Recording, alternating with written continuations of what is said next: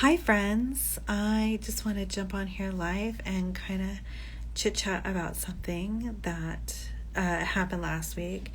You may not have noticed, or maybe you noticed, sort of like disappeared. I dropped off of social media and wasn't as active as I've been before, and that is totally my fault. I went to Lake Tahoe with my husband, and I still worked while I was there. Just a change of scenery, and it was amazing. I had the best experience. I felt like, even though I was working real early to real late, I felt like I was really like accomplishing stuff. And I felt like I was in a really amazing flow. Again, it was probably just a shakeup of scenery, but to give myself some credit, I planned out my week. I have journals, and I write down like all of the tasks that I want to do for a week, and then I sort of spread that out during the week depending on what kind of calls I have, meetings and whatnot. And hi Ruth, I see you. So I planned out my week. I had everything scheduled. I knew what I needed to accomplish.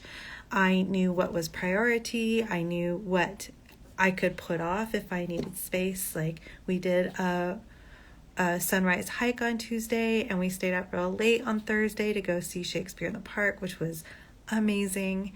And I gave myself space to be fully present where I was. And I did that by setting up not to-dos, but mapping out how my week would play out.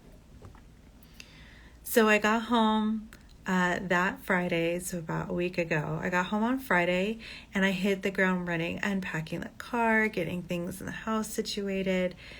And then I worked all weekend, and I went into the week, and I had a lot of late night calls with my day job and a lot of things going wrong. We had a product launch, and my week was chaos, and I didn't show up. And I didn't show up because I didn't set up my planner. I didn't write out any goals. I didn't set any priorities. I really wish I got my tripod for this. Okay, we're just gonna go get it. I didn't set up my priorities. I didn't set up anything. I didn't know to-do lists or anything like that.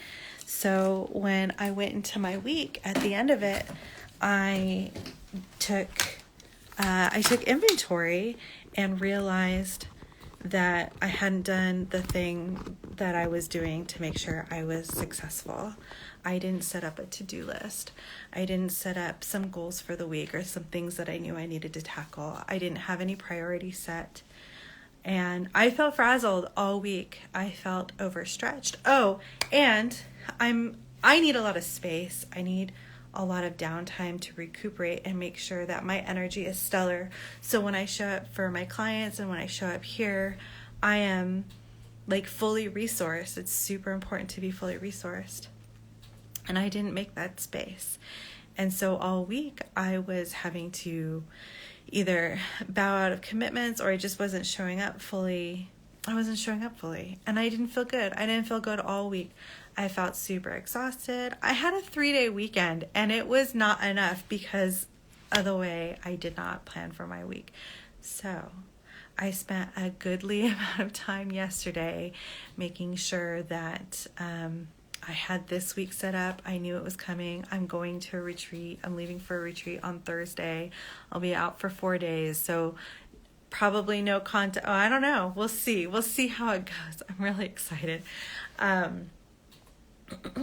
Yeah, I'm doing it like an entrepreneur's retreat, so with just like a few other people, so it'd be really nice.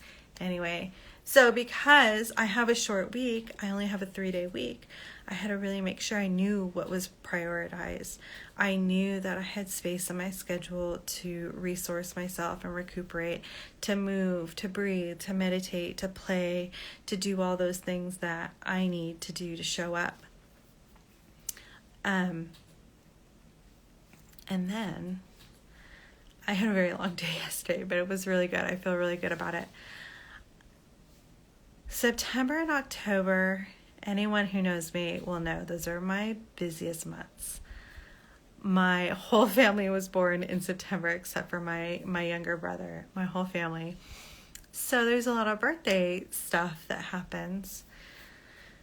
And October is Halloween season. It's my favorite season. I love everything about the fall, but because I want to do all of the things like harvest festivals and, spooky houses and all of the trappings that come with Halloween, like I really try to absorb as much as I can. So it makes these 2 months really chaotic. So I went ahead and I started to map out, I have my September notebook in front of me, but I started to map out all the things that I knew that I was going to need to accomplish in the month of September. I have a fairly good idea of my recurring meetings. I'm participating in Intuitive Edge Coaching's Launch Alchemy in September, and there's 2 calls a week, so I have that all mapped out on my calendar. I made sure to get as much awareness onto my September calendar so that going into my busiest time of year, I have a roadmap. I have a plan. I know where I have space ahead of time. So when someone says, hey, do you have time? Can you go out to dinner? Or do you have space for this event? I can look at my calendar right away and say yes or no. So yeah, the moral of the story is to just have awareness of what you have on your plate. You should always have awareness of what is on your plate, and to practice awareness every single week. And take a look at your calendar. Make sure you know what is coming up. Don't go into your day completely blind, because it will stress you out. You won't know what's coming, so you won't be able to adjust or prioritize accordingly if you aren't looking ahead. And as a neurospicy person, like, this is challenging, right? Like, I am impulsive by nature. I am impulsive. I love to do all of the things. Boundaries have not been my strength in my lifetime. Like, it's something I constantly have to practice. I spent most of last week overwhelmed and feeling super edgy, and it was not good. I've worked really hard to heal from my burnout, but it's not a one and done. It's not a one and done thing.